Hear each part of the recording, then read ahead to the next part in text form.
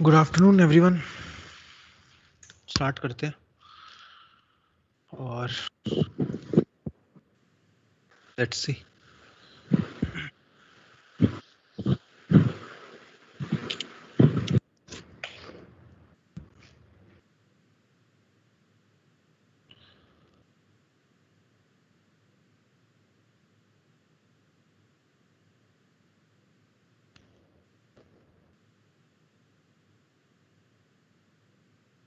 ठीक है, तो मैं आपको एक सवाल और देता हूँ ऑब्जेक्ट और इमेज पर।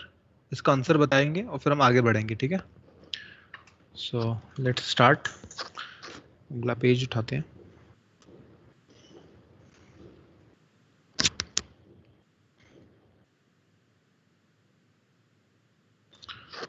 तो देखो, इसमें हम लोग बात करेंगे, अभी वही ऑब्जेक्ट और इमेज की बात कर रहे हैं। ठीक है, तो object and image only we are talking over here. Object and image. एक क्वेश्चन और है, लास्ट क्वेश्चन। ऑब्जेक्ट और इमेज को फाइंड आउट कैसे करते हैं उस पे बेस्ड है।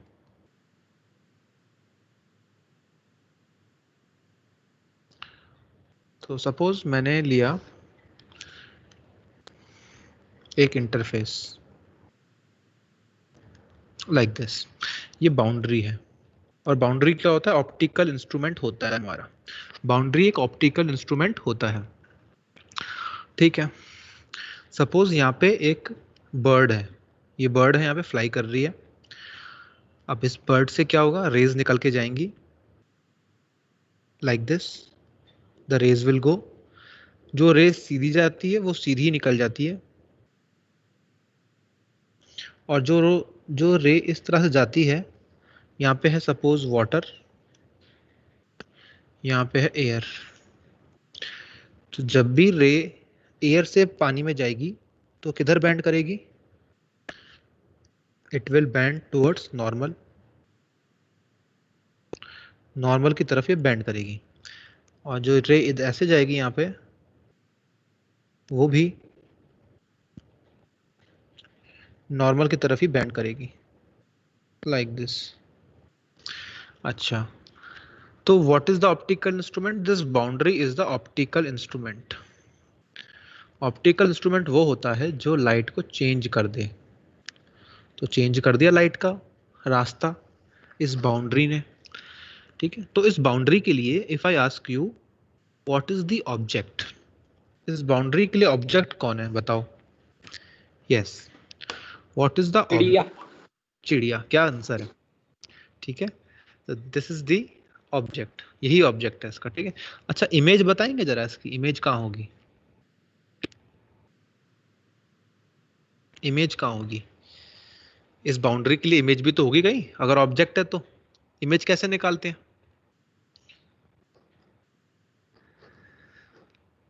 यस,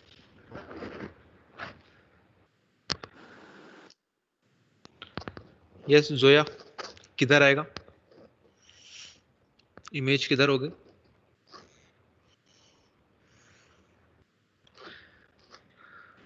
सर पीछे। So inside water. पीछे का साइड होगी। What is the rule? पीछे की side. What is the rule for finding the image is the what? What is the rule for finding the image? जब point of intersection. हाँ, जो bent raise समझते हैं, रिफ्लेक्टेड या refracted. Bent raise यानी जब रे, इंसिडेंट रे कौन सी है? जब तक इससे टकराई नहीं, टकराने के बाद वाली जो रे है उसका इंटरसेक्शन पॉइंट देखना है। तो टक्कर खाने के बाद रे कौन सी है? ये वाली है ना रे, ये टक्कर से पहले वाली रे है, ये टक्कर के बाद वाली रे है। तो बाद वाली रे का इंटरसेक्शन पॉइंट कहां होगा? यहाँ ऊपर आएगा, ओवर हियर, यही तो है इंटरसेक्शन पॉइंट। वर्चुअल होगी ना इमेज। अब बताइए कैसी होगी ये image? Virtual. Just in the vicinity. देखिए इस बाउंड्री की विसिनिटी। वेट, सब तरीका क्या है? मैं तरीका बता चुका हूँ, नोट्स रिवाइज करते रहना। ठीक है, ये बाउंड्री के विसिनिटी में देखते हैं हमेशा। इस बाउंड्री की विसिनिटी में ऑब्जेक्ट को बनाने वाली रेस कैसी है? हार्ड है ना, तो हार्ड लेंगे। अच्छा, तो ये तो हो गया ऑब्जेक्ट। ये कैसा ऑब्जेक्ट हो गया? रियल ऑब्जेक्ट हो गया। ये हो गया रियल ऑब्जेक्ट। अच्छा, अब बात करते हैं हम लोग इमेज की। इमेज की, तो इमेज किस तरफ बन रही है? ऊपर बन रही है, नीचे बन रही है? भाई ऊपर बन रही है। तो इसी की विसिनिटी में, इसी की बाउंड्री के विसिनिटी में, समझ रहे हैं विसिनिटी का मतलब? उसके आसपास ही देखना है आपको, ठीक है? तो इस बाउंड्री की विसिनिटी में जहां इमेज बन रही है उस तरफ रेस को देखो। तो इमेज तो इस तरफ ही बनेगी। तो इधर रेस कैसी है? डॉटेड है। तो डॉटेड है तो ये क्या हो जाएगा? ये हो जाएगा virtual image. This is virtual image. ठीक है, तो this is the virtual image. Image आ गई। तो इमेज किसके लिए है? ये इमेज किसके लिए है? इस बाउंड्री के लिए है।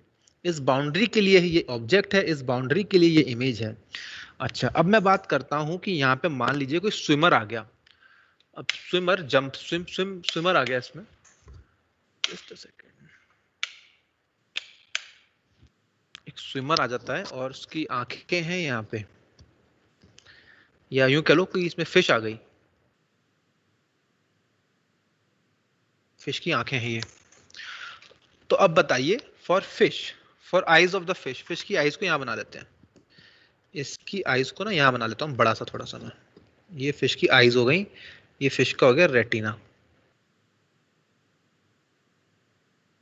ठीक है, this is the eyes of fish. तो बताइए फिश के लिए ऑब्जेक्ट कौन है? जो इमेज है। अच्छा, कैसा है वो ऑब्जेक्ट? फिश के लिए, फिश के लिए कैसा है ऑब्जेक्ट? रियल होगा। कैसे, जरा एक्सप्लेन करो हर चीज। फिश की आंखों में जो रेस जा रही हैं, उस तो आइज के लिए ऑब्जेक्ट कौन है? आइज के लिए इमेज कौन है भाई? अब रेस तो ऐसे आ रही है ना, ऐसे आ रही है रेस, और यहाँ जाके मिल जाएंगी सारी रेस। जितनी भी रेस आएंगी यहाँ जाके मिल जाएंगी। और भी बहुत सारी रेस आ रही होती हैं, ऐसे मिल गई। तो बताइए कि कौन है object for eyes of, for the fish? कौन है ऑब्जेक्ट? पहले के उसकी जो इमेज होगी वो ऑब्जेक्ट होगा। अच्छा, कैसा ऑब्जेक्ट होगा? फिश के लिए क्या कहेंगे उस ऑब्जेक्ट को? हम फिश क्या कहेगी उस ऑब्जेक्ट को?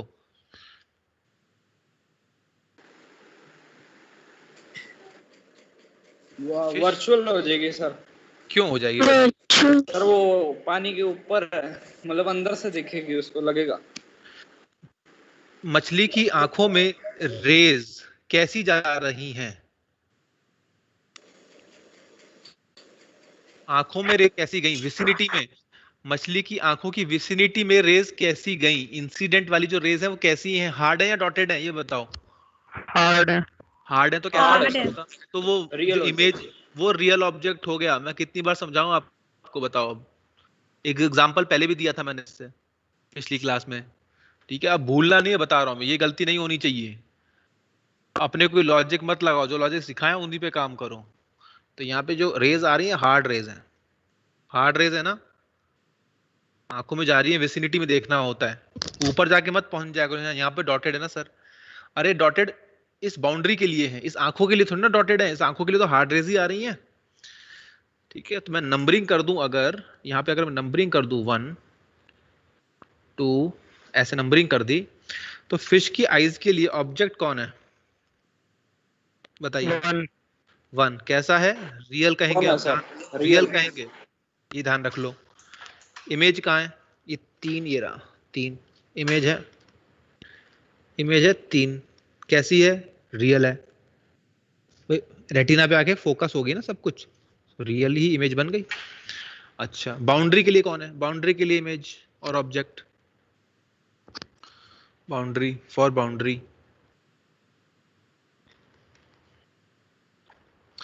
Object, second, object is second and it is real and image is 1 and it is virtual। ये है, ठीक है, ध्यान रखिए इस बात को। अच्छा, तो ये बात समझ में आ गई। ठीक है, तो ये ध्यान रख पता होना चाहिए ऑब्जेक्ट इमेज कैसे डिफाइन करते हैं हम लोग। ऐसा ही नहीं कुछ भी अपना रूल बना लो, ठीक है, ये ध्यान रखना है। चलिए, तो ये हो गया, अब हमारा बात यहाँ पे खत्म। आगे बढ़ते हैं हम लोग, डिफ्लेक्शन की ओर आते हैं। डिफ्लेक्शन हमने आई थिंक पिछली क्लास में नहीं किया होगा। क्या हमने कुछ ऐसा वर्ड किया है डिफ्लेक्शन जैसा? नहीं किया होगा। No, नहीं, sir.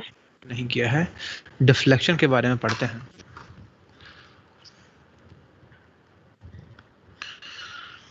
तो डेविएशन, सॉरी, डेविएशन इन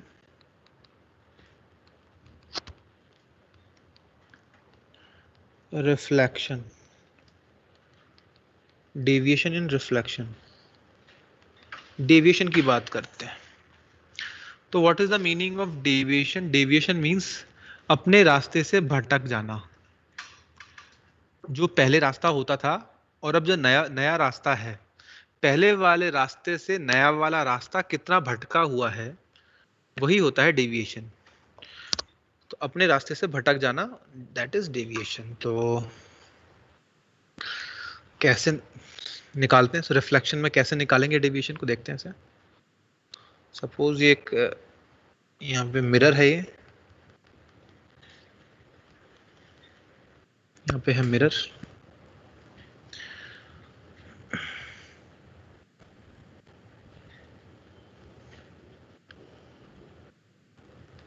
ये एंगल आई है, तो ये भी एंगल क्या होगा? ये अगर थीटा एंगल, तो ये भी क्या होता है? थीटा होता है। Law of reflection, angle of incidence बराबर एंगल ऑफ रिफ्लेक्शन। तो रे कहाँ जाना चाहती है? रे जाना चाहती थी इधर, रे जाना चाहती थी इस रास्ते पे, पर जा किस रास्ते पे रही है?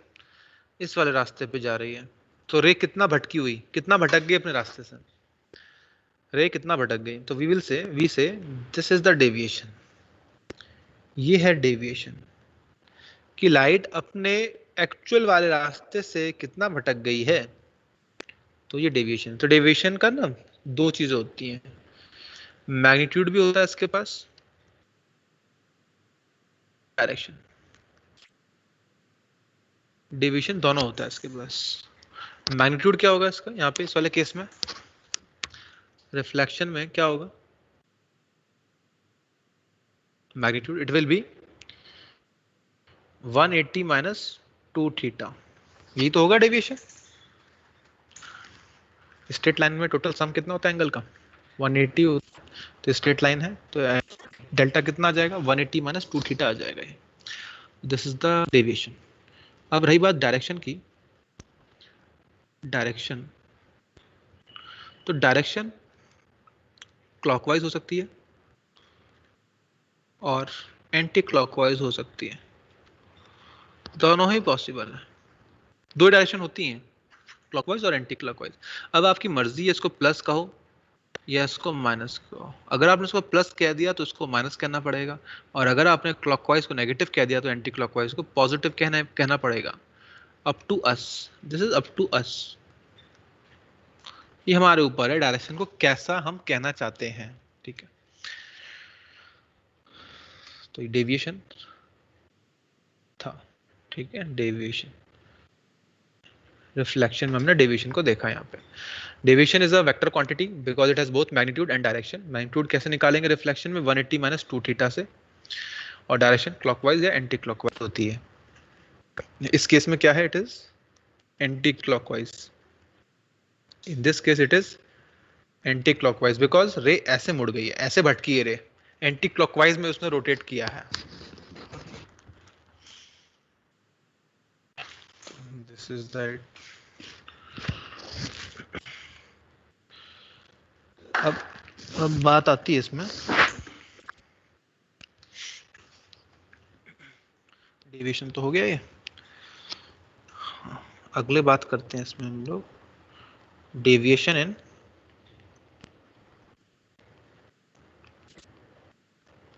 इन रिफ्रैक्शन। रिफ्रैक्शन में कितना डेविएशन होगा रिफ्रैक्शन में? तो रिफ्रैक्शन में निकालते हैं, तो इट विल बी, सपोज ये बाउंड्री है, दिस इज अ बाउंड्री, और इस बाउंड्री पे लाइट रे ऐसे आ रही हैं, लाइक दिस। इस तरह से लाइट रेज आई और ये यहाँ से चली गई। ये एंगल है आई, ये एंगल है आर। तो जरा बताएंगे कि लाइट कितना भटकी है? नहीं, आर नहीं सर। लाइट अपने रास्ते से कितना भटक गई, अपने निर्धारित रास्ते से? Anti minus I minus R. Angle. हाँ, आई माइनस आर। ठीक है, this is, this angle is this, ये जो एंगल है यहाँ पर यही है डेविएशन। कितना आता है डेविएशन का मैग्नीट्यूड इन रिफ्रैक्शन? ये होता है आई माइनस आर। मॉड ले लेना इसका, ठीक है, I minus R. Direction, direction क्या होती है बताओ? Up to us, up to us as defined above. ये हमारे हाथ में है, ठीक है, ध्यान रखना है छोटी छोटी चीजें। डेविएशन हमने रिफ्रैक्शन में देख लिया, डेविएशन हमने रिफ्लेक्शन में देख लिया। तो डेविएशन क्या है? एंगल बिटवीन इनिशियल रे एंड फाइनल रे विद प्रॉपर साइन। साइन के साथ हम बता देते हैं, ठीक है। Now suppose multiple reflections are there. Suppose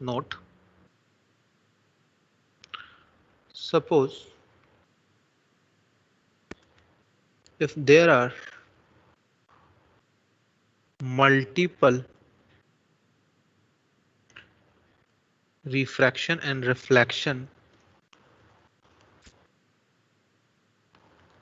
etc., then delta net is equals to delta 1 plus delta 2 plus delta 3 and so on.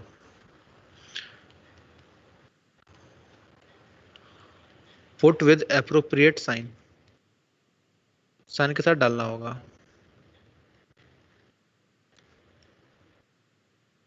Put with appropriate sign, sign के साथ पुट करिएगा इनको। क्लॉकवाइज को पॉजिटिव है तो पॉजिटिव मानना, negative negative मानना, मतलब साइन के साथ डालना होगा आपको। एक एग्जांपल लेता हूं इसी पे बेस्ड।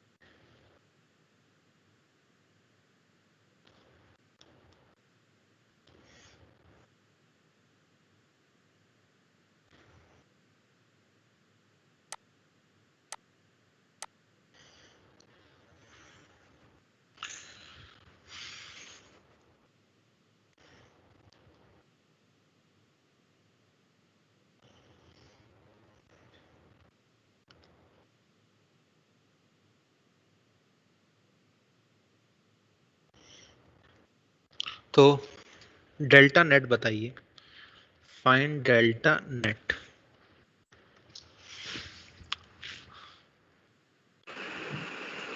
ये करना है हमें, तो कैसे होगा? वैसे तो प्रोसेस भी है और एक शॉर्टकट भी है, वो जो कि इसी सवाल के लिए वैलिड होगा शॉर्टकट, लेकिन हम अपने तरीके से करें। तरीका क्या कहता है? तरीका तो ये कहता है कि add all the deviations with proper sign. तो यहाँ पे डेल्टा 1 हो गया, यहाँ पे डेल्टा 2 हो गया, यहाँ पे डेल्टा 3 हो गया। जहां जहां लाइट ऑप्टिकल इंस्ट्रूमेंट से टकराती है वहां डेविएशन आता ही है। तो 3 डेविएशन आएंगे यहाँ पे, डेल्टा 1, डेल्टा 2 एंड डेल्टा 3। तो डेल्टा 1 बताइए कितना है, आई माइनस आर करेंगे तो कितना आएगा, ये आ जाएगा 30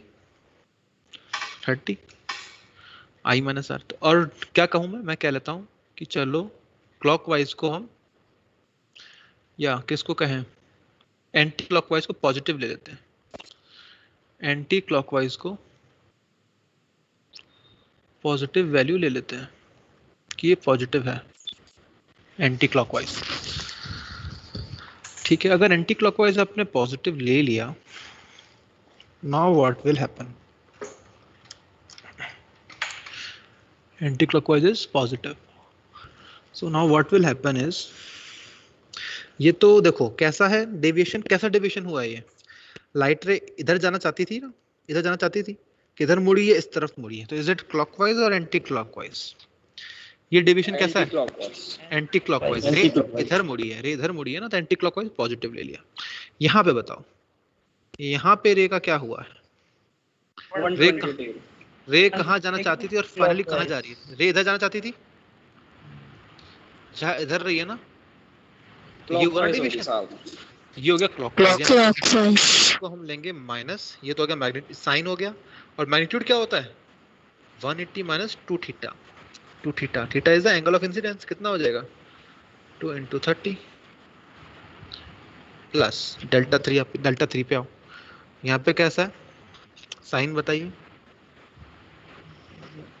एंटी क्लॉकवाइज, एंटी क्लॉकवाइज तो पॉजिटिव हो गया, और इसका मैग्नीट्यूड कितना होगा, आई माइनस आर का मैग्नीट्यूड लेते हैं ना, मैग्नीट्यूड निकालो, 30 आ जाएगा, 30 हो गया, तो ये आ गया, यानी कि कितना हो जाएगा ओवरऑल 60 माइनस ऑफ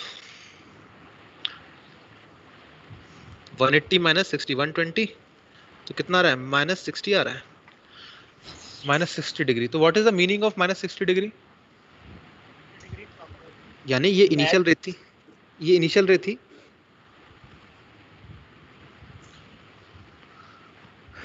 ये इनिशियल रे है, तो फाइनल रे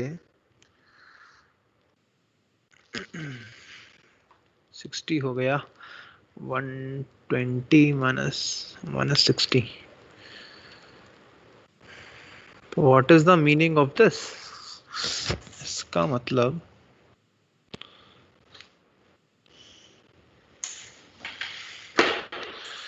क्या हुआ लाइट के साथ,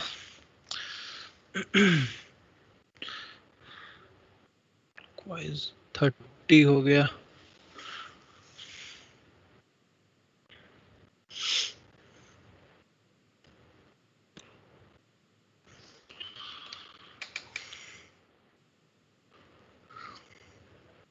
एक बार चेक कर लो, कैलकुलेशंस वगैरह देख लेते हैं हम लोग।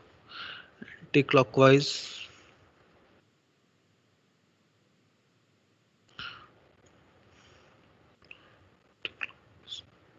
30, ठीक है, यहाँ पे क्लॉकवाइज है, क्लॉकवाइज हो गया 180 माइनस 2 थीटा 120, ठीक है, then it is anticlockwise again,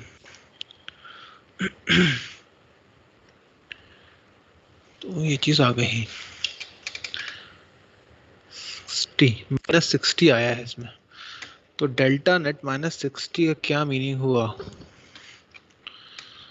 बस यही छोड़ सकते हैं आंसर, क्या करेंगे इसमें, माइनस 360, ये नीचे को निकल जाएगी इस तरीके से, तो कैसे निकल जाएगी, डेविएशन आ गया इसमें,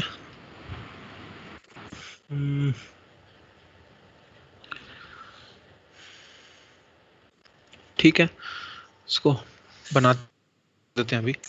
तो this is the deviation, deviation निकाल दिया हम लोग को ना नेट इसमें। अगला आता है इसमें,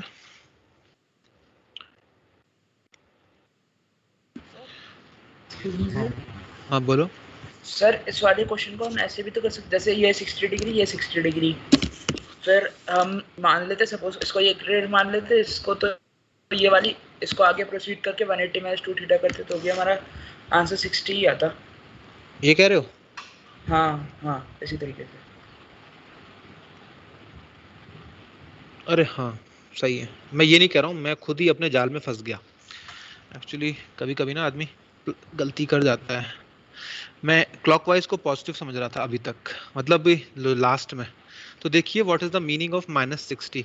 तो -60 का नेट डेविएशन कितना आया? -60 आया है। तो इसका मतलब इनिशियल रे और फाइनल रे में कितना एंगल होगा? -60 का होगा। इनिशियल रे बनाओ, ये इनिशियल रे बन गई हमारी, यही तो है इनिशियल रे, ये वाली, ये इनिशियल रे। फाइनल रे बनाइए, किधर है फाइनल रे? कितना एंगल पे होगा फाइनल रे? -60। -60 का मतलब क्या है? क्लॉकवाइज होगा कि नहीं? एंटी क्लॉकवाइज होता तो पॉजिटिव होता। तो यानी इस वाली रे से किधर मोड़ दूं मैं? जो दूसरी रे होगी फाइनल वाली, ये तो रे इनिशियल है, किधर मोड़ दूं जिससे कि मेरा काम बन जाए? पीछे की तरफ, इधर मोड़ना ऊपर पड़ेगा, की साइड। ऊपर की साइड मोड़ना पड़ेगा, है ना? यही तो है डेल्टा नेट। नेगेटिव का मतलब यही तो हुआ। और देख लो वही वापस रे दिख रहा है आपको, देख लीजिए ये 60 हो गया, ये भी कितना 60 था, ये भी 60 है, देखो हो गया ना 180। तो देखो यहाँ से भी दिख सकता है हमको, फिगर से भी हम देख करके इस बात को कह सकते हैं, जो मैं कह रहा था स्टार्टिंग में। इस एग्जाम्पल के लिए शॉर्टकट भी है जो कि सिर्फ इसी एग्जाम्पल के लिए भी हो सकता है। तो आप इनिशियल रे और फाइनल रे को एक साथ रख दो, इनिशियल रे और फाइनल रे को एक साथ रख दो तो भी निकाल सकते हो आप, ठीक है ना? इस प्रोसेस से भी निकाल सकते हो और आप चाहें तो पूरे तरीके से भी निकाल सकते हो।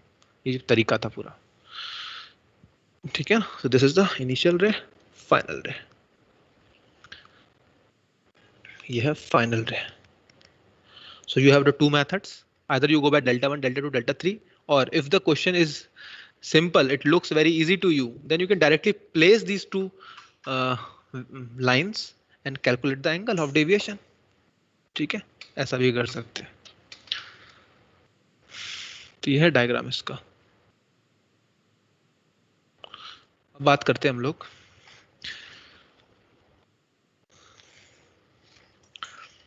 अच्छा, स्नेल्स लॉ ऑफ रिफ्लेक्शन जानते हैं आप सभी? Snell's law of reflection, yes हम सभी यस सर। बहुत अच्छे से जानते हैं स्नेल्स लॉ ऑफ रिफ्लेक्शन।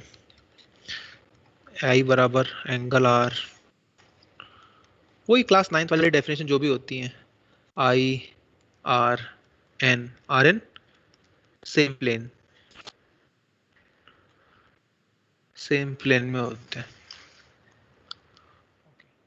तो देख लेते हैं यहाँ पे कैसा हो सकता है।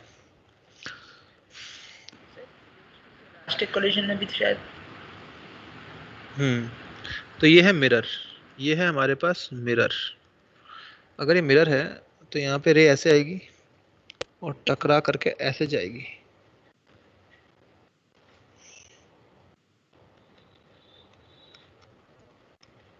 तो आई बराबर आई, आई हो गया, दोनों एंगल बराबर हो गए।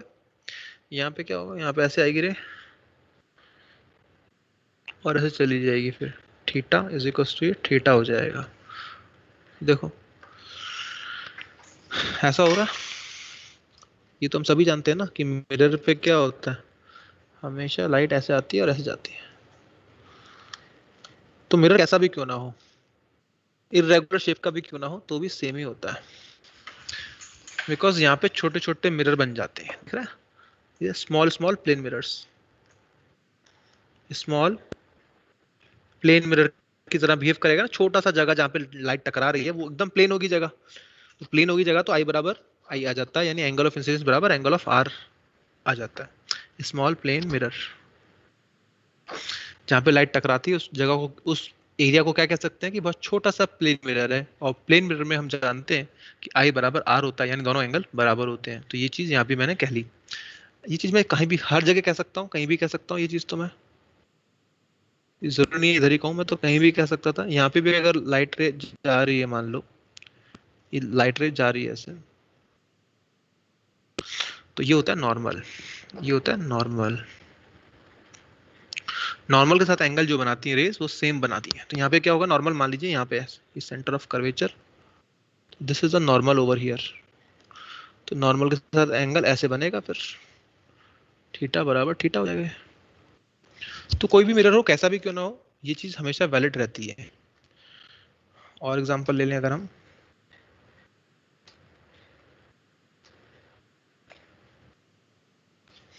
तो मान लो लाइट रे ऐसे जा रही है, ऐसे ऑब्जेक्ट है, लाइट रे गई ऐसे, और इस पे नॉर्मल ड्रॉ करो, यहाँ पे नॉर्मल ड्रॉ कर दे, लाइट ऐसे चली जाएगी थीटा, तो ये भी हो गया थीटा। ठीक है ना, दोनों ही एंगल बराबर हो गए नॉर्मल के साथ।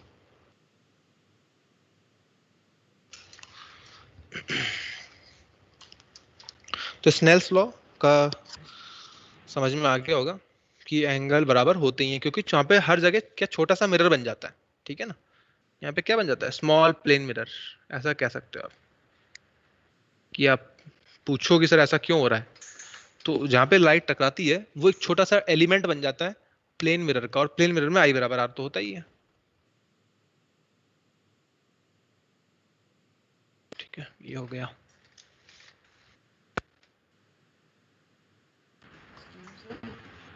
और बातें करते हैं इसमें। सर इफेक्ट, हाँ बोलो। सर जो हमने 10th में पढ़ा था, जैसे एक रे अगर सीधी जा रही है तो वो कुछ 45 डिग्री भी डेविएट, वो सब वैलिड होता है सर यहाँ पर? क्या क्या कह रहे हो, फिर से कहो। जैसे सर एक कोई कॉन्वेक्स मिरर है या कॉनकेव मिरर है, तो उसमें एक रे सीधी जा रही है, तो कुछ मतलब सीधी ना जा करके वापस नहीं होती, और कुछ एंगल पे डेविएट करके फोकस पॉइंट पे मिलती है, सब वैलिड होता है इसमें? नहीं, थोड़ा अलग है उसमें, थोड़ा सा अलग है, वो कंडीशन पे होता है एक, बताएंगे उसको भी, उसको तभी डिस्कस करना, अगर आपको डाउट क्लियर ना हो ना, मैं डिस्कस करूंगा तब, तो आप बताइएगा कि आपको समझ में आ गया कि नहीं आ गया, डाउट क्लियर हुआ कि नहीं, वो डिस्कस करते हैं वैसे हम लोग यहाँ पे। तो effect effect effect on reflected ray, effect on reflected ray when incident ray is rotated, when incident ray is rotated, incident ray को रोटेट कर रहे हैं, तो इफेक्ट बताना है आपको रिफ्लेक्टेड रे पर।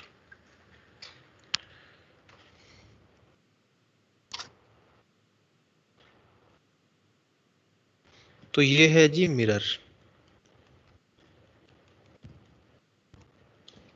ये है मिरर, और इस पे लाइट आ रही है इस तरह से और जा रही है इस तरह से। एक सेकेंड, तो लाइट आ रही है इस पे like this and it is going in this direction.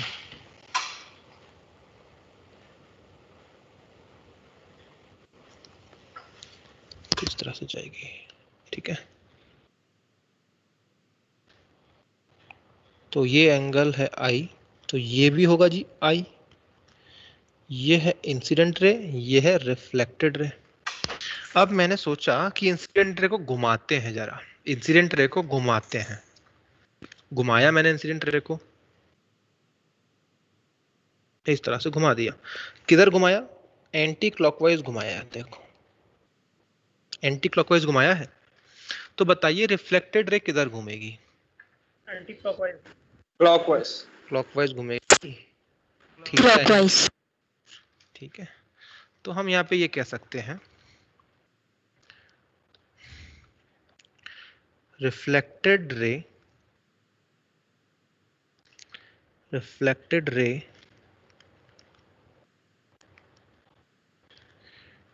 rotates by same amount as reflected ray, same amount as incident ray,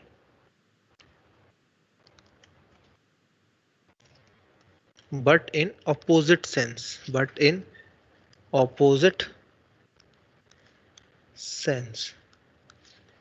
ये ध्यान रखना है, उल्टा घूमती है।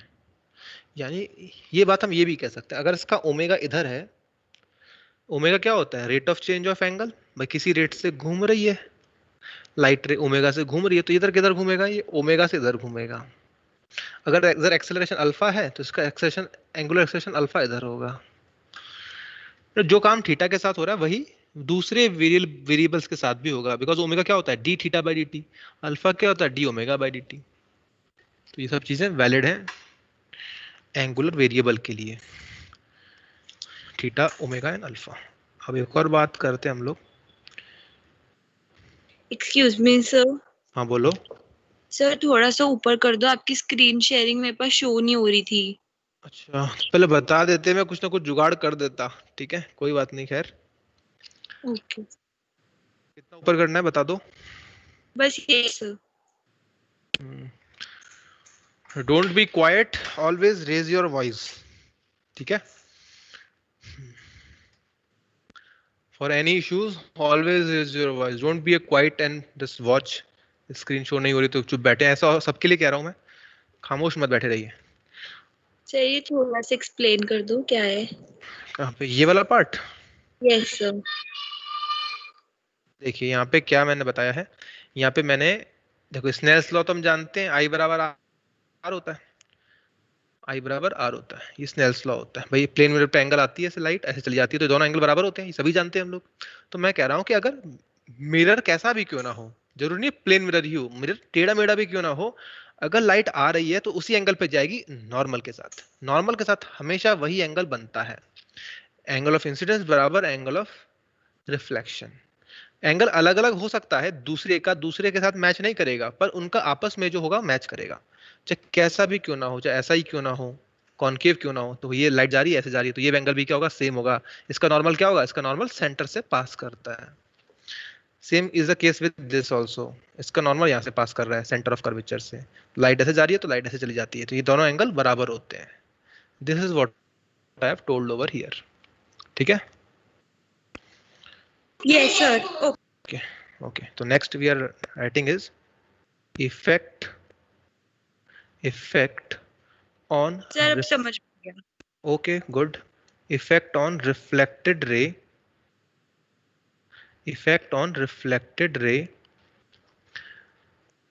by rotation of mirror alone, by rotation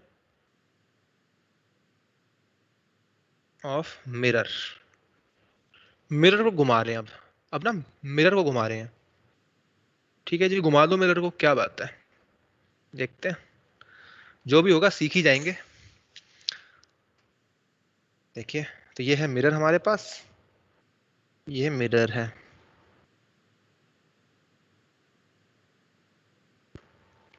इस पे आ रही थी रेज लाइक दिस और जा रही थी इन दिस मैनर, ऐसा हुआ करता था। Just a second,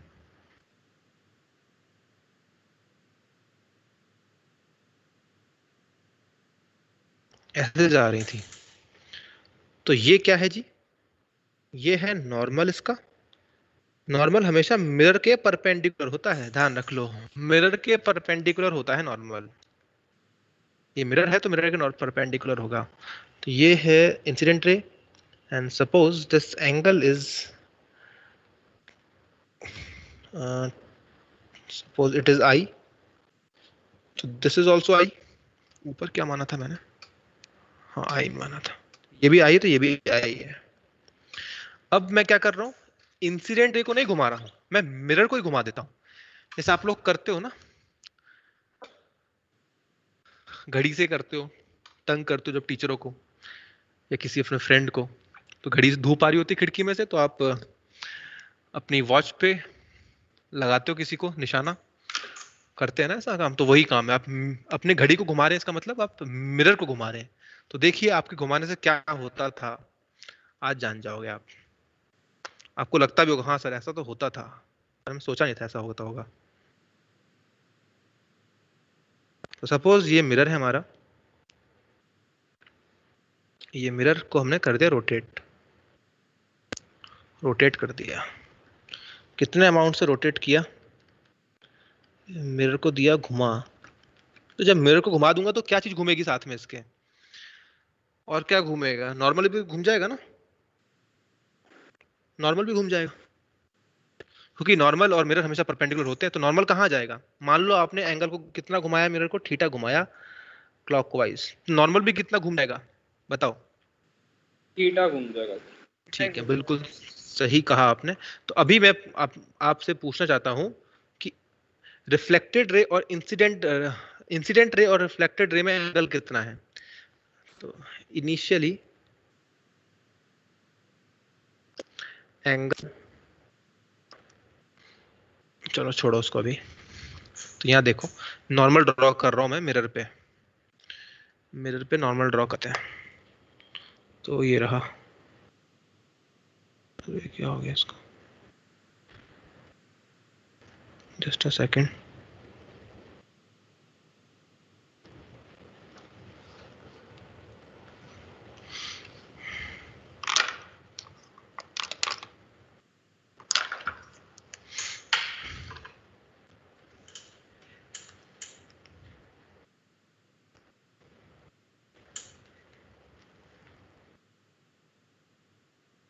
normal draw किया मैंने मिरर पे, तो ऑब्वियस सी बात है ये नया नॉर्मल आ गया है।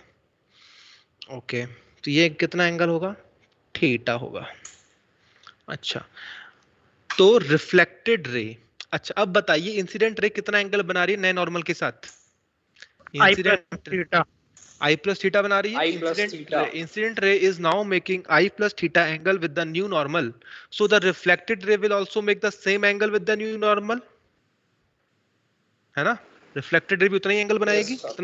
बिल्कुल, तो हम रिफ्लेक्टेड रे को बना देते हैं कि ये लो रिफ्लेक्टेड रे, आपने भी उतना ही एंगल बनाया। कितना बनाया न्यू नॉर्मल के साथ? तो ये हम देख, तो मैं कहता हूं इस एंगल को कहता हूं मैं, यही हमको निकालना है बेसिकली, यही है। जस्ट अ सेकेंड, एक थोड़ा सा सांस ले लें कि क्या हमने किया यहाँ पे, सोच ले। हमने मिरर को घुमाया थीटा एंगल, ठीक है। इनिशियली क्या होता था? Initially angle between reflected incident and reflected ray, पहले कितना एंगल था? पहले कितना एंगल था? ये वाला। तो इसको जस्ट अ सेकेंड, अगर आप देखो यहाँ पे तो आपको समझ में आएगा। तो ये एंगल है आई प्लस थीटा, ये एंगल कितना है फिर? आई प्लस थीटा, ये हुआ। अच्छा, ओके, तो initial angle between initial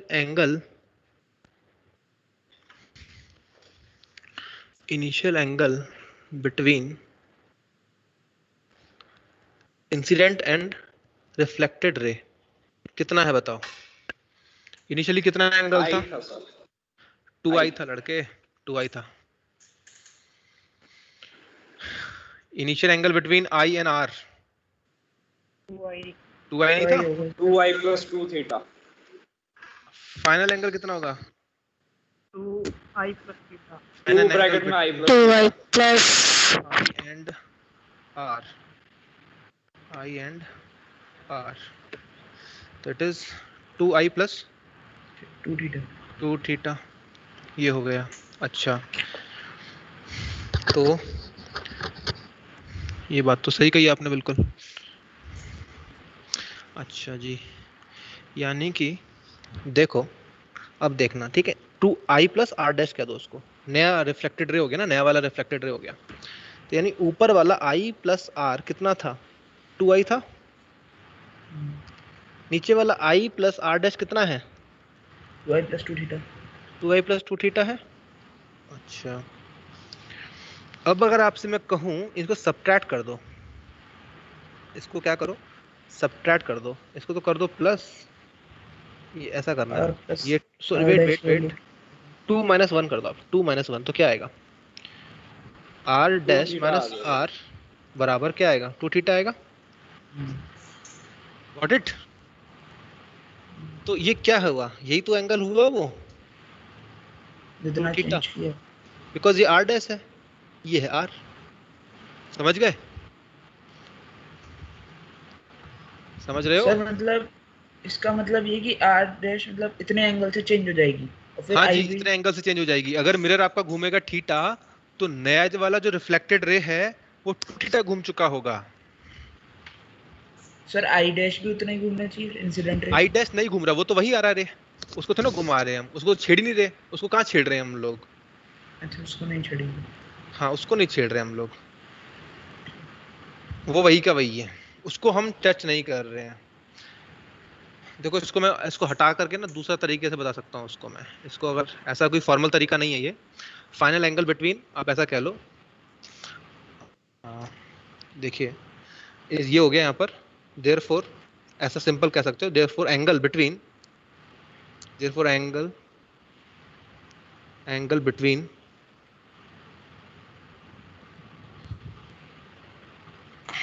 are and r dash कितना हो जाएगा?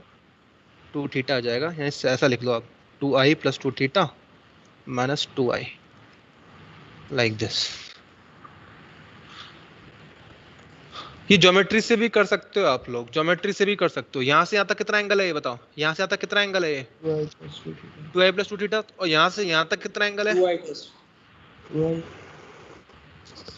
है ना, यहाँ से यहाँ तक 2i, तो ये कितना बचा? 2 थीटा। Got it? हाँ, तो ऐसा कर सकते हो। तो हम क्या कहेंगे इसमें, हम कहेंगे नोट डाल करके, if mirror rotates, if mirror, mute कर लो, if mirror rotates by amount, by theta amount, then reflected ray rotates by 2 theta amount in the same sense, as of mirror,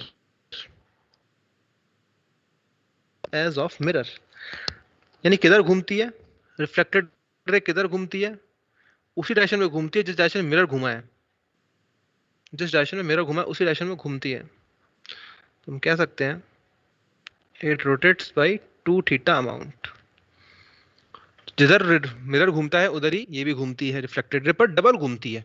तो इसीलिए जब सन से रेज आती है खिड़की में से, और जब अपनी वॉच पे और दीवार पे जब बनाते हो आप शैडो इमेज बनाते हो, तो इमेज ना बहुत तेज घूमती है दीवार पे। आप हल्का सा हाथ घुमाते हो, लेकिन जो दीवार पे जो उसकी जो शैडो है वो बहुत तेज घूमती है, देखा होगा है ना?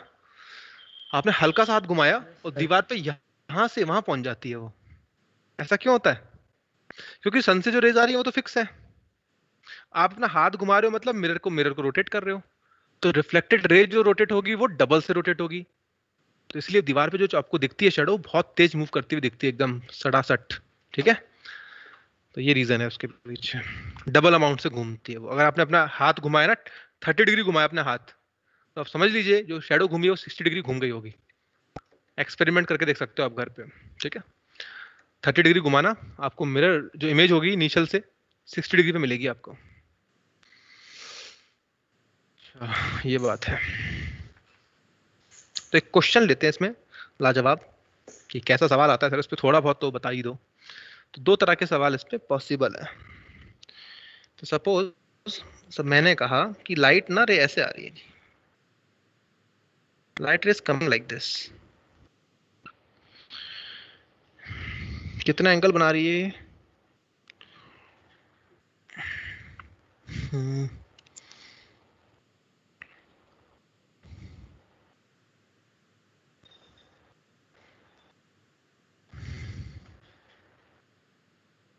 ये मिरर है,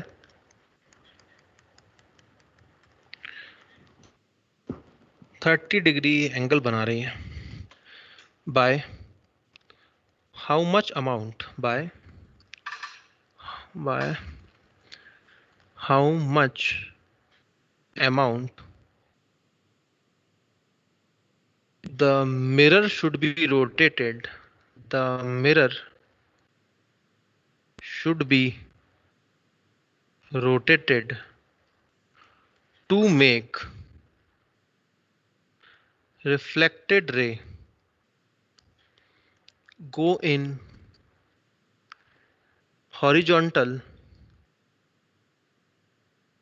ईस्ट डायरेक्शन,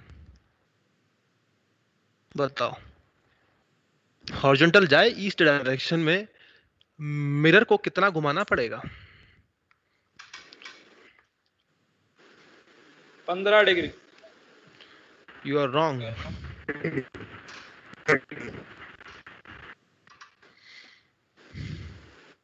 बताइए कैसे होगा? 30 डिग्री। 30 डिग्री कैसे? सर अगर हम अभी इनिशियली देखेंगे 30 डिग्री पे है वो 30 डिग्री। तो देखो कुछ कुछ सही कह रहे हो, ऐसा वर्टिकल कहीं। 30 एंगल 60 बचा है, तो अगर हाँ, हम 30 बिल्कुल सही कहा, बिल्कुल सही कहा, बिल्कुल सही कहा, अब सही कहा। तो देखिए ये है हमारा शुरुआत का हालत, ये है ना, ऐसे जा रही है रे, 30 डिग्री बना रही है, और हमारी जो फाइनल रे जानी चाहिए, हम चाहते क्या है, ये हो रहा है और हम चाहते क्या है, हम चाहते हैं रे ऐसे जाए। This is we want, this is what the question is asking, this is what question demands, ये क्वेश्चन की डिमांड है। हो क्या रहा था, हो ये रहा था, कितना एंगल है, 60 डिग्री है, किधर घुमाना है, इधर घुमाया, तो मिरर को किधर घुमाएंगे, आधा घुमाएंगे ना, क्योंकि मिरर का डबल घूमती है रिफ्लेक्टेड रे, अगर रे घूमी है 60 डिग्री तो ये काम हम मिरर को 30 डिग्री घुमा के कर सकते हैं हासिल। तो मिरर को किधर घुमाएंगे हम लोग, तो हम घुमा देंगे मिरर को like this, so this will be the direction of mirror rotation, 30 degree. ठीक है, तो ऐसा घुमा दो, रे आपको सीधी मिल जाएगी, हॉरिजॉन्टल जाएगी। ठीक है, तो this type of question comes.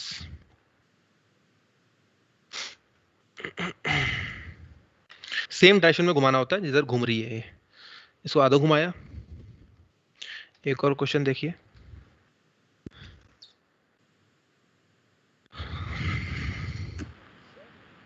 बोलो। क्वेश्चन हमसे ये भी तो पूछ सकता है कि हम मिरर को कितना घुमाएं कि रे उसी डायरेक्शन में वापस चली जाए जिस डायरेक्शन से आई है। अच्छा, जहां से आई है वहीं चली जाए। अच्छा चलो, क्या करेंगे, ये आपकी चाहत क्या है, ये है चाहत, ये चाहत है ना, बोलो। हो ये रहा है, चाहते ये हो, किधर घुमा है, कितना एंगल है, जो है और चाहने में कितना एंगल है, 60 डिग्री का एंगल है, तो 30 डिग्री घुमा दो आप इधर, तो इधर घूम जाएगी वापस, एंटी क्लॉकवाइज 30 डिग्री घुमा दो मिरर को आप, आपका काम मिल जाएगा आपको, जहां से आई है वहीं जाएगी फिर। क्लियर? Yes sir. तो ये करना होता है। अब जैसा चाहो वैसा नचा सकते हो आप, आपके हाथ में अभी है, मेरे हाथ में नहीं है। अब सिखा दिया मैंने, अब आपको छोड़ दिया, जो करना करते रहो उसके साथ।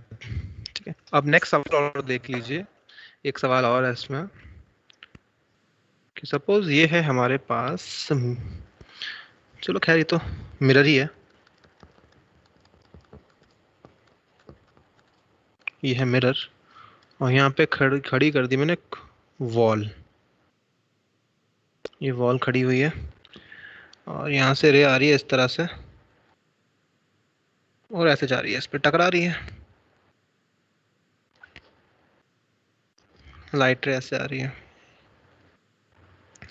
अब जो ये लाइट रे घूम रही है, ये घूम रही है इस तरफ, कितने से घूम रही है, ये घूम रही है omega is equal to 10 radian per second से, इधर घूम रही है। ठीक है, तो ऑब्वियस सी बात, ये किधर घूमेगी, इधर घूमेगी, अपोजिट, उतने ही ओमेगा से घूमेगी। ठीक है, अच्छा ये डिस्टेंस है आपकी 2 metre.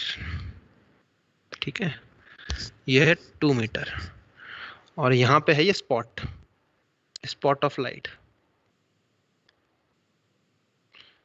Spot of light.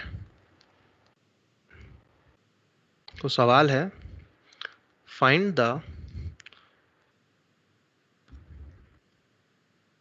Velocity of spot of light on wall when theta is equal to 30 degree, theta is equal to 30 degree, जब थीटा कितना होता है 30 डिग्री हो जाए, देख लीजिए ये सवाल है आपके सामने, अब बताओ कैसे करोगे, लगाओ दिमाग।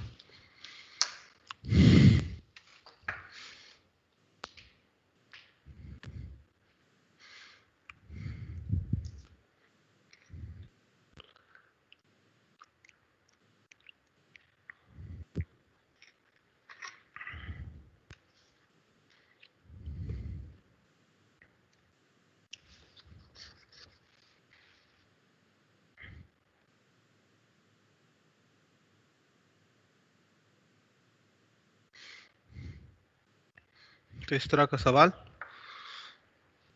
कैसे किया जाए?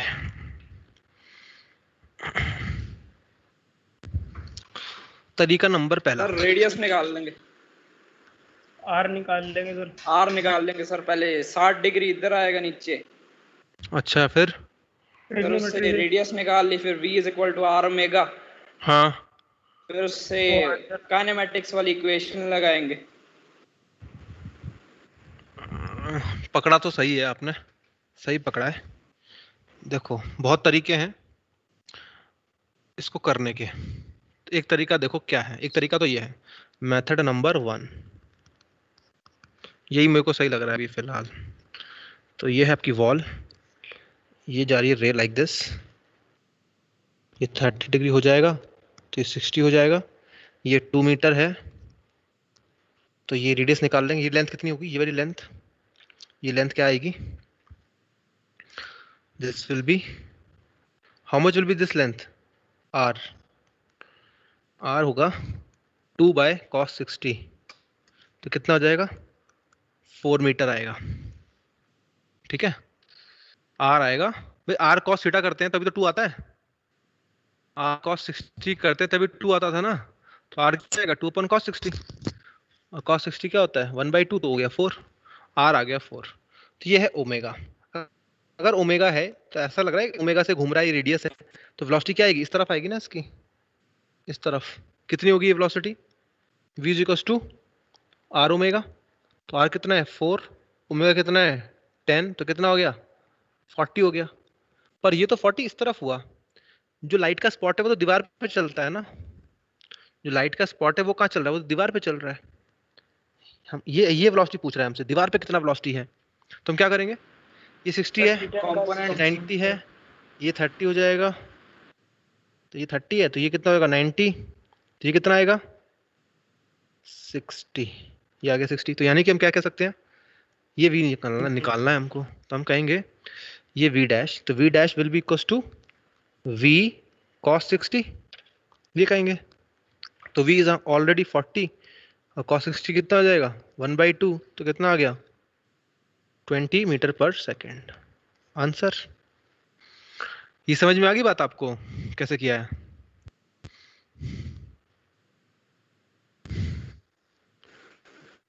बोलिए। Yes is it sir. Clear? ठीक है, तो ऐसे करेंगे इसको, पॉट का वेलोसिटी निकाल लिया, तो always do like this only, ध्यान रखो बहुत आसान सा मेथड है, फटाफट से हो जाता है ये। चलो आगे बढ़ते हैं, और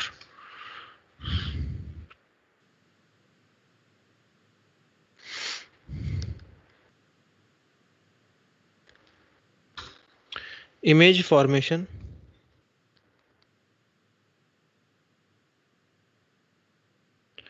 इन प्लेन मिरर।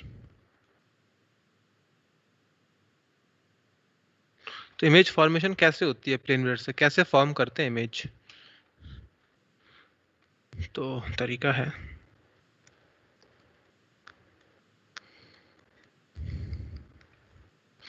मान लीजिए यहाँ पे है कोई ऑब्जेक्ट, सपोज मैंने बनाया आई इस तरह से, this is what I have drawn, A B C D. तो क्या तरीका होता, distance of the object from the mirror is same, ये डिस्टेंस जो होगी वही डिस्टेंस ये भी होगी, तो ये क्या आ जाएगा ए डैश आ जाएगा, ये बी डिस्टेंस, तो ये भी क्या होगी सेम होगी, ये आ जाएगा बी डैश, तो ये तो बन गया लाइन ऐसे ऐसे बन गया। अब यहाँ पे आ जाओ, ये जो डिस्टेंस होती है परपेंडिकुलर डिस्टेंस क्या होती है, सेम आती है निकल करके, सेम आएगी। तो यहाँ पे हो जाएगा ये सी डैश,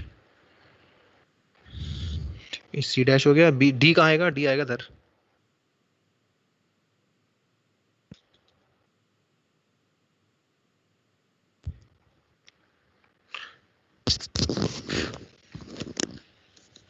ठीक है, डी आ गया इस तरफ। आवाज नहीं आ रही, आवाज नहीं आ रही।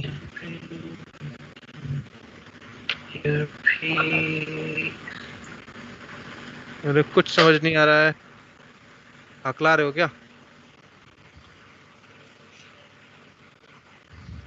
ये बना,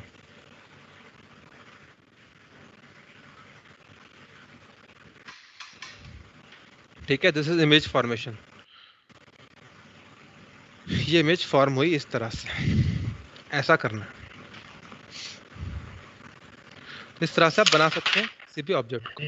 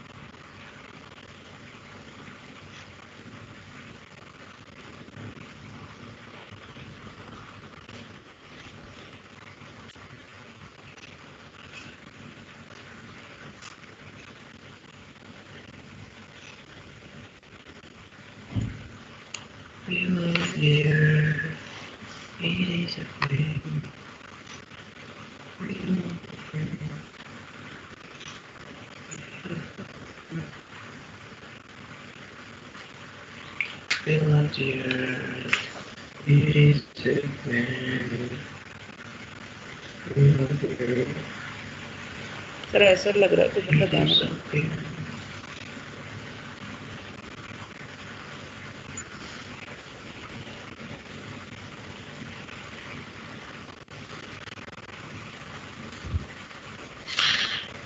हाँ जी, नेट चला जाता है बार बार। आ गया मैं वापस।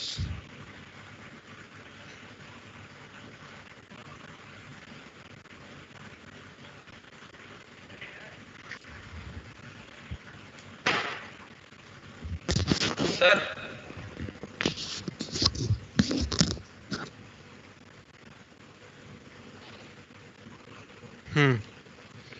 तो देखिए,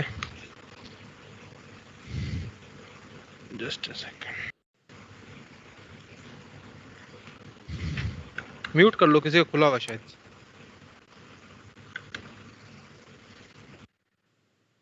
तो image formation in plane mirror इस तरह से करते हैं हम लोग। परपेंडिकुलर डिस्टेंसेस क्या होती हैं, बराबर होती हैं। इसका हम फायदा उठा करके इमेज को बना लेते हैं, ठीक है ना। ये हमने यहाँ पे यूज किया हुआ है जी। ये बात तो ठीक है सर, बिल्कुल बढ़िया। एक पॉइंट तो आपने ये सीख लिया, ठीक है। दूसरा पॉइंट क्या है कि मान लो ये मिरर है हमारे पास, ठीक है। ये मिरर है एंड ये तो है मिरर। इस मिरर के साथ कभी भी मान लो कोई ऑब्जेक्ट रखा है मैंने यहाँ पे, ठीक है ना, ऑब्जेक्ट रखा है। इस मिरर से रेज निकालिए आप, इन ऑल डायरेक्शन रेज निकालो, जितना मर्जी चाहो तो निकाल लो, जितना मर्जी चाहो उतना रेज निकाल लीजिए। what you will observe is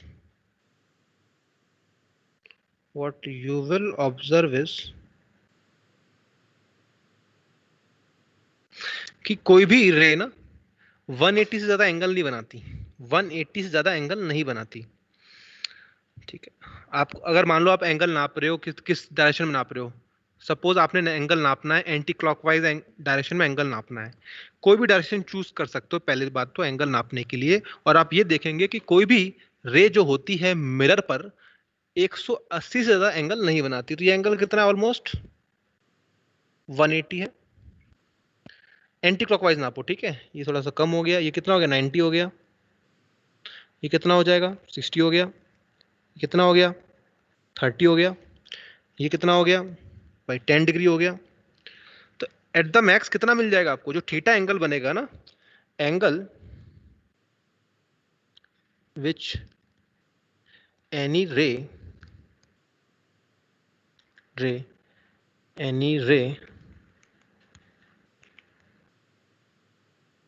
makes with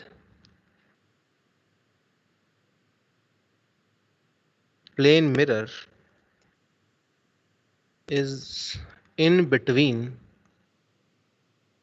0 degree and 180 degree, इनके बीच में होता है 0 डिग्री एंड 180 डिग्री, इससे ज़्यादा नहीं होता है। आपके सामने देखो फिगर मौजूद है, इससे ज़्यादा बनता ही नहीं है ना, पॉसिबल ही नहीं है।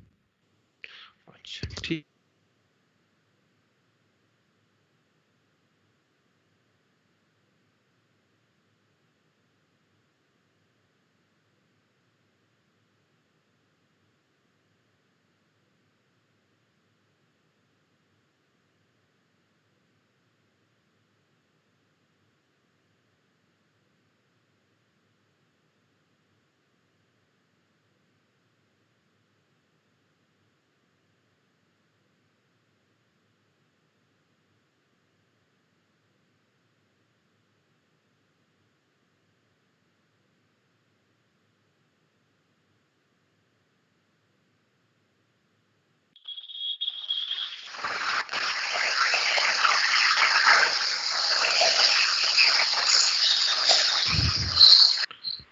हेलो लाइट्स, अभी सुन, आवाज आ रही है मेरी?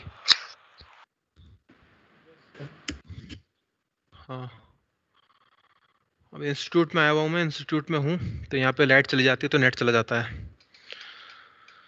ब्रांच में हूँ अभी फिलहाल। दिख रहा है ना आपको स्क्रीन यहाँ पे? Yes sir. Yes sir. Okay okay, तो ये एंगल इससे ज़्यादा नहीं बन सकता, ठीक है जी।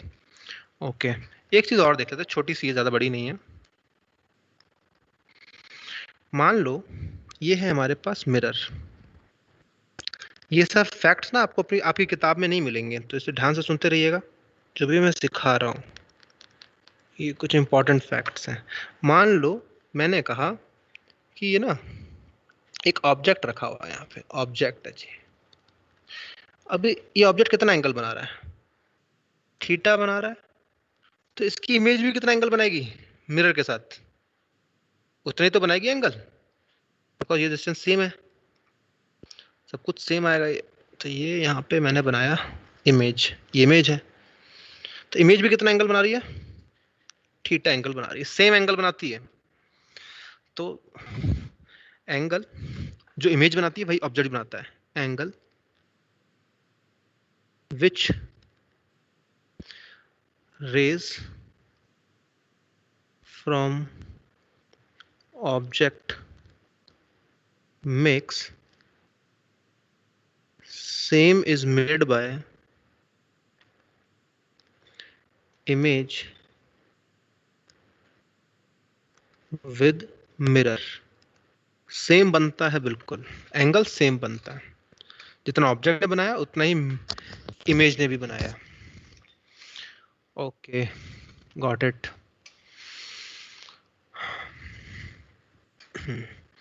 अब देखो एक और बात करते हैं, multiple reflection.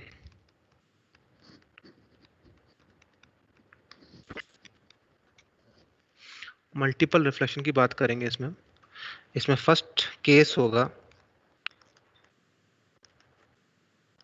Case 1,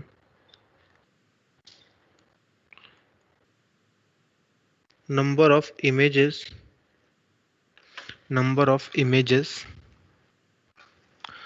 formed between two parallel mirrors,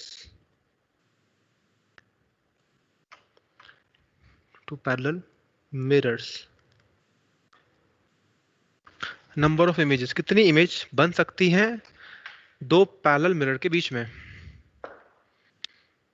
कितनी बनेगी? आप मॉल में जाते हो ट्रायल रूम में, तो वहाँ पे मिरर्स लगे होते हैं, तो आपने कितनी इमेजेस देखी हैं अपनी?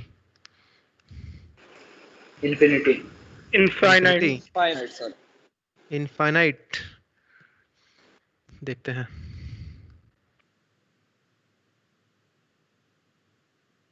तो ये बात तो ठीक है, इनफाइनाइट देखते हैं तो बच्चा भी जानता है, तो इस बात को बताने के लिए सर डायग्राम क्यों बना रहे हो? मुंह से ही बोल देते, है ना?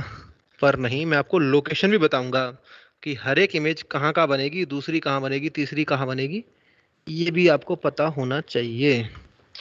देखिएगा, तो सपोज ये दो मिरर हैं, इनके बीच का दूरी है, सपोज मैं कह लेता हूँ 30, इसको let me write as 30 centimetre ले लेता हूँ।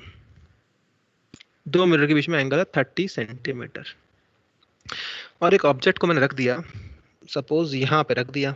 कितना दूर है ये है 10 सेंटीमीटर यहाँ से, तो ये ऑब्वियस से यहाँ से हो जाएगा 20।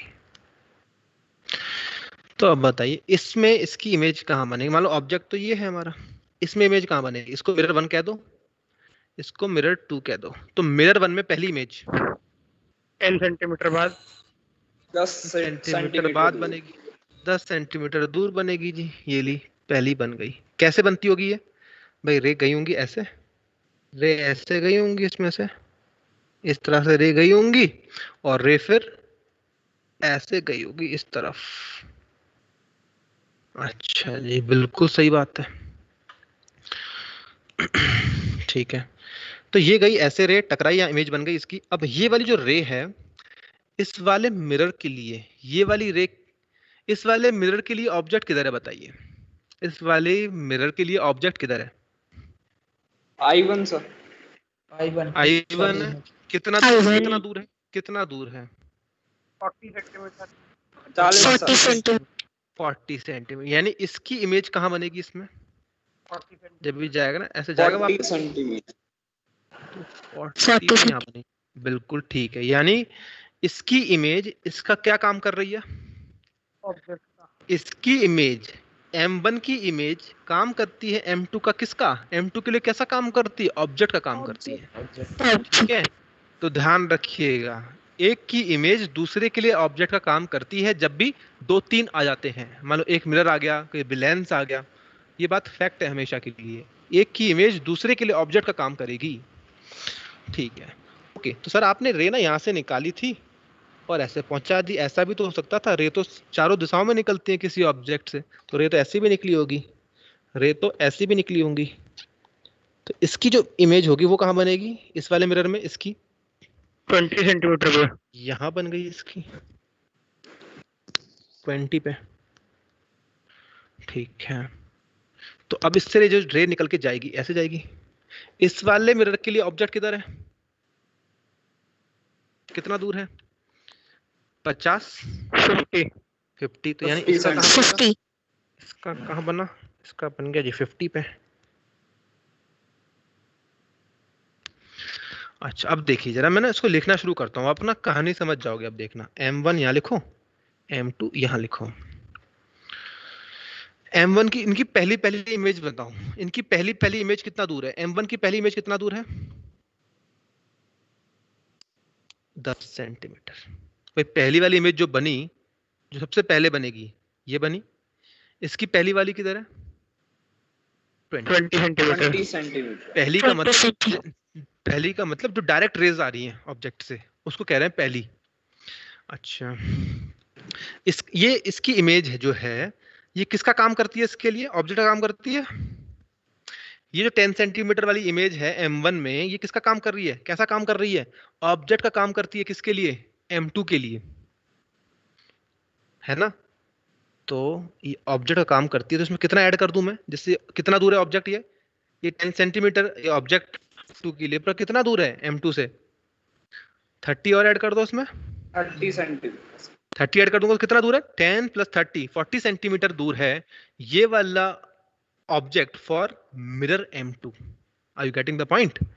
40 सेंटीमीटर दूर था ना ये, तो इसकी इमेज में 30 ऐड कर दो, तो आप कह सकते हैं कि M2 के लिए ऑब्जेक्ट कितना दूर है? 40। तो इमेज कितना बनेगा इसका? 40 पे, 40 पे बन तो गया, ये 40 था,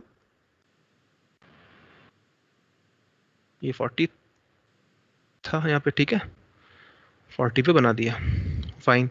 अच्छा ये 20 वाला जो पहला इमेज है, 20 वाला, ये इमेज जो है इसके लिए किसका काम कर रहा है? M1 के लिए, M1 के लिए ये कैसा काम कर रहा है? 20 ऑब्जेक्ट का काम कर रहा है। कितना दूर है, कितना दूर है ये सर? 30 और ऐड कर दो उसमें, यानी 50 दूर है ना।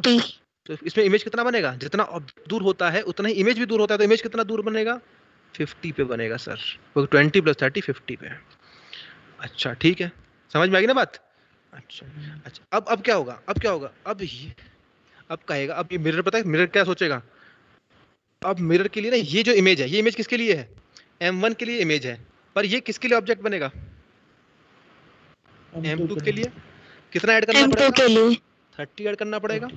30। तो कितना दूर होगा इसका इमेज? इमेज होगा 80 पे। 80। अच्छा ये जो है किसका काम करेगा? फिर से ऑब्जेक्ट का, तो कितने पे आ जाएगा? 70 पे। ऐसा चलता रहेगा, तो यानी कि क्या हो जाएगा? इनफाइनाइट तक चलते जाओ, कोई गिनती नहीं है इसकी। अब आप ये सोचेंगे सर इनफाइनाइट तक जाएगी कैसे बात? यहाँ तो मिरर खत्म हो जाएगा, यहाँ तो मिरर खत्म हो जाएगा, तो ऐसे रे निकल जाएंगी बाहर, तो मिरर तो खत्म ही हो गया। पर पता है ऐसा नहीं है, रेज ना ऐसे लेट के जाती हैं। मैंने तो बहुत ऊपर दिखा रखी है लेज, कितनी भी रेज ले जाओ इमेज यहीं बनेगी। कितनी भी रेज ले जाइए आप, रेज यहीं बनेगी, इमेज यहीं बनेगी। तो आपको ये मत सोचिए कि सर रेज खत्म हो जाएंगी तो फिर मिरर से ऊपर निकल जाएगा तो इमेज कहाँ बन पाएंगी। अरे मैंने ये रे बनाई है ऐसे, इतनी ऊपर क्यों बनाई है? मैं पहली बात तो मेरी गलती है, ये कितना ऊपर मेरे को बनाना नहीं चाहिए था रे। मैं बनाता एकदम लिटा के एकदम रे यहाँ पर बिल्कुल, तो यहाँ बनती इमेज, तो ऐसे खच होता रहता बीच में और इनफाइनाइट इमेजेस बन जाती हैं, ठीक है ना। तो this is for your convenience, I have shown the rays to be separated wide apart, ठीक है। बट इसमें इनफाइनाइट रेज ऐसी क्रॉस करती रहेंगी, इमेजेस कितनी बन जाएंगी? इनफाइनाइट बन जाती हैं। तो ये किसकी हैं? ये M1 में इमेजेस हैं। Images in images distance in M1 mirror. ये क्या है? Images distance in M2 mirror, ठीक है। तो ये हो गया, तो इनफाइनाइट बन रही हैं और कितना कितना दूर है देख लो। तो ये हिसाब किताब है। अच्छा M1 की सेकंड और M2 की थर्ड में कितना डिस्टेंस होगा? डिस्टेंस हाँ बताओ, आप बताइए, मैं ओरली पूछ लेता हूँ। M1 की सेकंड और M2 की थर्ड वाली इमेज में कितना दूरी है? 30 का 30 140। M1 की सेकंड और M2 की थर्ड में कितना दूरी है? 40 का होगा। हाँ सॉरी 130 140 क्या? 140 40 70 30। अरे M1 की सेकंड M2 की थर्ड में कितना दूरी है?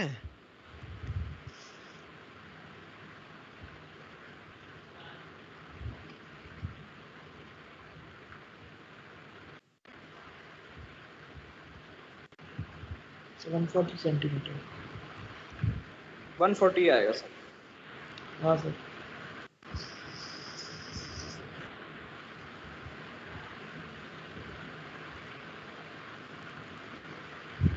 पक्का?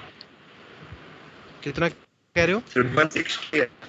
हाँ 160 160 इज द आंसर।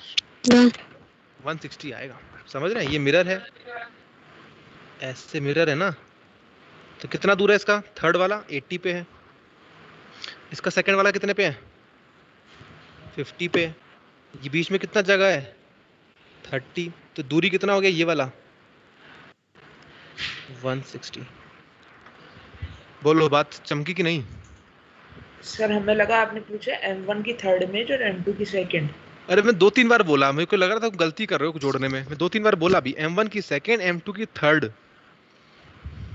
अच्छा सर, हमने M1 की थर्ड जोड़ी और M2 की सेकंड। यस मुझे- सर वही तो। वो मुझे लग रहा है यार, एक क्या कर रहे हैं कुछ। चलिए ये हो गया, ठीक है। ऐसे करना था इस वाले सवाल को। सर एलिवेशन क्यों होता है फिर थोड़ा थोड़ा पर इमेज? ऐसा कौन सा एलिवेशन? मत समझा नहीं मैं। मतलब सर जैसे अगर हम देखते हैं तो ऐसा लगता है कि एक ऑडिटोरियम में बैठे हैं, थोड़ा थोड़ा एलिवेट होकर चले जाते हैं, ऊपर को होती जाती है इमेज। ऊपर को हरे होती में जाती है, हाँ ऐसा मतलब नहीं है, जैसे ऐसा पहले लगता ही है, ऐसा लगता ही है, ऐसा है नहीं। वो या तो फिर मिरर ही टिल्ट होगा थोड़ा सा कहीं ना कहीं, ऐसा होना नहीं चाहिए, कोई रीजन नहीं है इसके पीछे कि ऐसा हो जाए। ये तो है यहाँ एक पर। ऑडिटोरियम की तरह लगता है कि एक ऑडिटोरियम में बैठे हैं, अपनी सारी कॉपीज बैठी हैं। हाँ देखा तो मैंने भी है। चलो मैं आज जाता हूँ फिर सुभाष नगर वाले, देखता हूँ क्या होगा।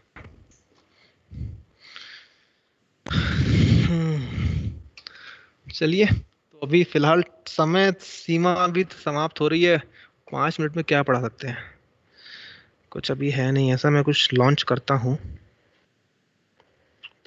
करा दिया मैंने, कुछ हो सकता है क्या इसमें? हाँ, एक चीज हो सकती है, देखिए यहाँ पे field of view, field of view. मैं अटेंडेंस ले लूँ, रुक जाइए, जाइएगा नहीं कोई, भागना मत कोई, अटेंडेंस ले लेते हैं। डाउनलोड, डाउनलोड हो गया, ठीक है। अब मैं बात करता हूँ field of, field of view, field of view of an object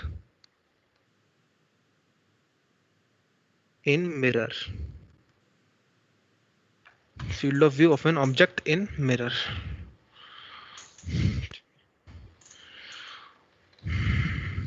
तो क्या होता है ये? तो सपोज ये हमारे पास एक मिरर है, छोटा बनाते हैं थोड़ा सा इसे, एक मिरर है हमारे पास,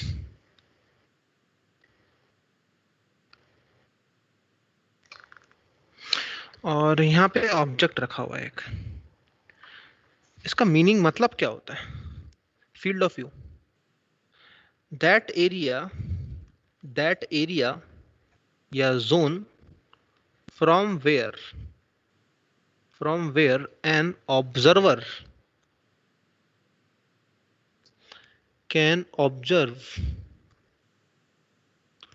the image of, the image of an object, object की इमेज को देख ले, वो इलाका, वो एरिया को कहते हैं फील्ड ऑफ व्यू। तो देखो कैसे करते हैं फील्ड ऑफ व्यू निकालने के लिए, इस ऑब्जेक्ट की फील्ड ऑफ व्यू निकालनी है तो क्या करेंगे, इस ऑब्जेक्ट से रे लेके जाएंगे एक्सट्रीम तक, एक्सट्रीम तक रे लेके जाओ, यहां तक रे लेके गया। अब लॉ ऑफ रिफ्लेक्शन लगा दो, तो रे ऐसे जाएगी यहां पर, यहां भी लॉ ऑफ रिफ्लेक्शन लगा दो, तो रे ऐसे जाएगी यहां पर।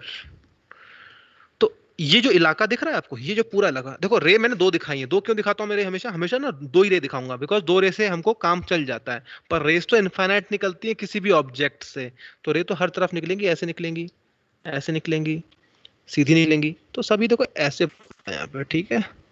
पर हम दिखाते एक दो ही हैं ऐसे। तो इन सब की इमेज कहाँ बनती है? यहीं बनती है, इन सब की इमेज यहीं एक ही जगह बनती है, इमेज पे कोई फर्क नहीं पड़ता है, इमेज सब जगह एक ही जगह बनती है। ये बन गया इमेज, ये है ऑब्जेक्ट। यानी कि अगर आपकी आंखें, आपकी आंखें कहाँ आ जाएं, आपकी आंखें यहाँ आ जाएं, तो आप देख पाओगे क्या? इमेज को देख पाओगे? बताओ, आपकी आंखें यहाँ आ जाएं तो क्या इमेज को देख पाओगे? यहाँ आ जाए तो देख पाओगे? बताइए क्या होगा, देख पाएंगे कि नहीं? हाँ सर देख पाएंगे ना, आंखों में रे जा तो रही है, हमारे आंखों में रे जानी चाहिए, तो हमारी आंखों के लिए कैसा काम करेगा? ऑब्जेक्ट का काम करेगा। यानी कि हम इस ऑब्जेक्ट की इमेज को देख सकते हैं, किस इलाके में देख सकते हैं?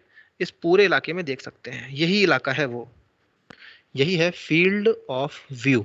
समझ में आ गया? ये इलाका है, यानी इस रीजन के अंदर मैं अपनी आंखें अगर ले आता हूं तो मैं इस ऑब्जेक्ट की इमेज को देख पाऊंगा इस मिरर में। Are you getting this point? ठीक है, ये है यहाँ पर फील्ड ऑफ व्यू। चलिए फिर नेक्स्ट क्लास में डिस्कस करेंगे, इतना ही है आज के लिए, ठीक है, दैट्स ऑल। सर ये ऑडिटोरियम वाला व्यू मैंने उसमें देखा था, बार्बर की शॉप में, उसमें दो पैरेलल में। वो तो बार्बर का तो टेढ़ा होता है शीशा, वो तो वैसे भी टेढ़ा टेढ़ा ही होता है। हाँ वहीं बैठे पे होंगे था आप आराम से फट्टे पे और दिख रहा होगा आपको ऊपर तक। हाँ ऐसा ही। चलिए, बार्बर की शॉप में हो सकता है, वैसे नहीं होगा शायद मेरे हिसाब से तो। बाकी सर मैंने और कहीं नहीं देखी थे, बस इतना ही। हाँ ठीक है, चलिए fine, okay, thank you, bye.